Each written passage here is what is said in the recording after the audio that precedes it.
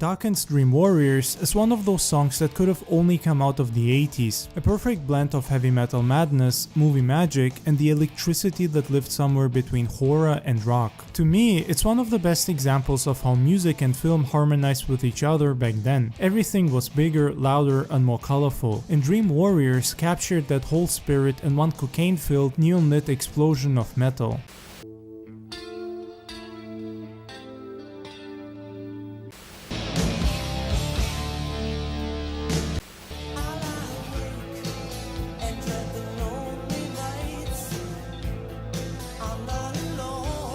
The first time I saw that video, it felt like watching a crossover between MTV and the Midnight Horror movie. Freddy Krueger popping up between guitar solos while the band was shredding through the smoke. It's the kind of thing that feels both over the top and completely perfect. And when Dream Warriors dropped as part of A Nightmare on Elm Street 3, it just clicked. The world of glam metal and horror were made for each other.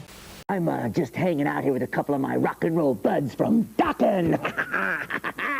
Yeah, they did a new Nightmare on Elm Street Part 3 song called Dream Warriors. Right, guys? And the film starts this Friday. Right, guys?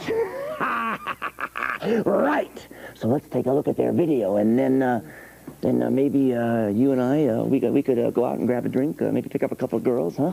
Yeah, no problem. Can you guys get me into Hard Rock? Huh? Oh, no problem. No problem. Here's a good time. Yeah. There's something about that song that fits the movie's vibe perfectly. It's melodic but still heavy. You've got George Lynch's guitar tone cutting through the mix like a buzzsaw, Don Dokken's vocals soaring over everything, and that chorus that feels almost heroic. I wonder if these heavy eyes could face the unknown. We're the Dream Warriors. It fits the movie because it has the same heroic but also dark tone, and it also captures the 80s perfectly. I mean, this movie is also arguably one of the best within the franchise, if not the best, and part of that is not just the story but also its extreme stylization. This movie was made for the 80s and couldn't have come out at any other time. There's no waking up from this nightmare. A Nightmare on Elm Street, Part 3, Dream Warriors. And when people heard Dream Warriors and saw the music video, realizing it was the official soundtrack, it just blew everyone's mind. Heavy metal mixing with horror, but not in an extreme way, like a lot of other horror movies would do in the following years and decades.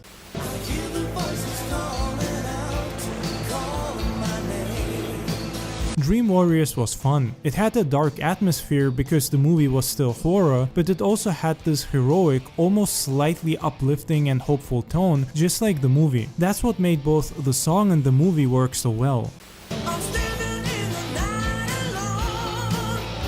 It's like the song gave you a reason to stand up to the monster, and that's part of what made the 80s so special. Even the horror movies had anthems. To me, Dream Warriors is one of those tracks that reminds you of how much care and fun went into movie tie-ins back then. Bands like Dokken were part of that whole movement where rock music and genre films were speaking the same language.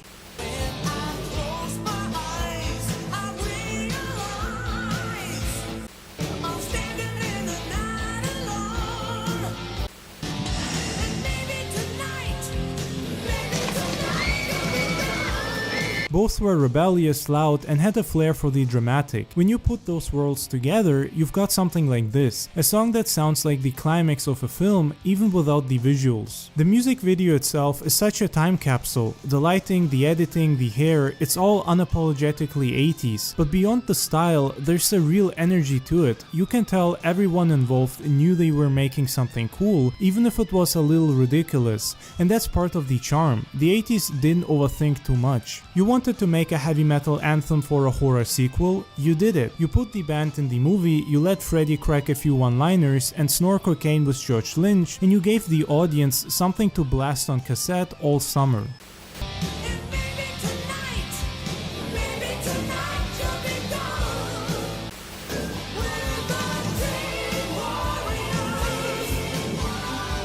In my opinion, what makes Dream Warriors so special is that it doesn't just sound good, it feels cinematic. You can close your eyes and picture the movie, the lighting and the fog. It's horror and heroism wrapped up in a 3-minute metal anthem. And it's not just nostalgia, it still hits today.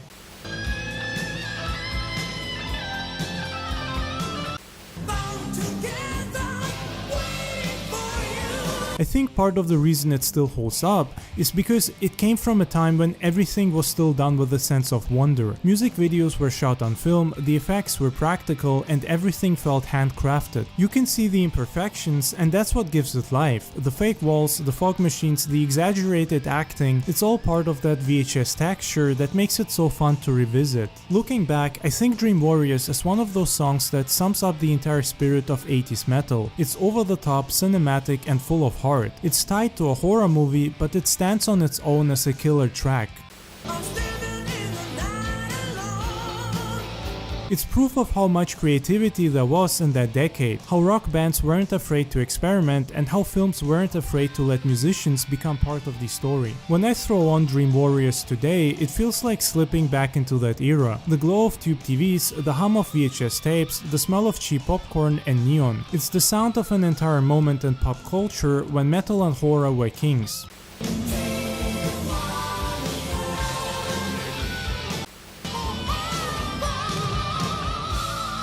And to me, that's why it will always be one of the greats, not just because it rocks, but because it reminds you of a time when music videos could make you believe in monsters and heroes all at once.